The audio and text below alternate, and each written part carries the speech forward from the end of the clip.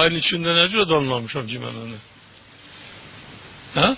Sizin yazı var ki siz onu... Ayın içinde ne ter olup anlamışam ağa.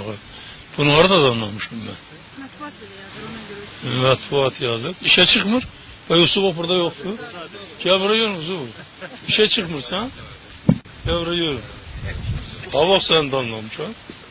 Çapırızı. Ha? Böyle şey ben bilmiyorum. Bilmişler. Oradan yazdılar valla. Yazırlar da canım. Ben de ki bu Hansa gazetelerde Aliyev o işten çıkartacaktır. Eğer ben kimse çıkartmak isteyiremse onu hiç kes bilmir.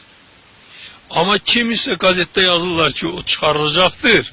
O bilsin ki onun vəziyyəti daha da yaxşılaşır. Onu ben çıkartmayacağım. eğer bir balaca doğrudan da o adama benim iradım da olsa o gazetede yazılana göre ben o iradı da bağışlayacağım ki koy bucra yola gitmesinler. Bu benim ümumi sözüm. O ki aldı Usubova. Usubov 94. ildən sen. 94. ildə təyin olunubdur. Bizim Daxili İşlər Naziri. Ağır bir devirdi yadınızdadır. Çok ağır bir devirdi. Bütün bir devirde biz büyük bir yol geçmişik. Cinayetkarlıqla mübarizədə.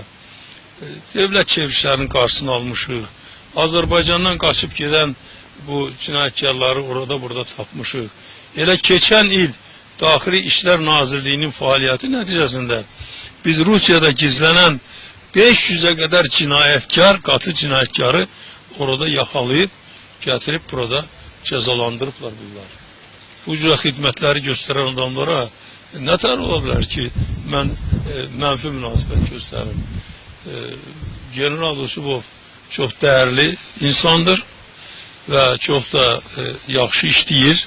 Ümumiyyətcə mən Daxili İşlər Nazirliyinin işindən razıyam. O ki qaldı Usubova, yenə də deyirəm, mən buna etibar eləmişəm və etibar eləyirəm və güman edirəm ki, öz işləri ilə bu elə özünü göstərəcək ki, bundan sonra da etibar eləyəcəm.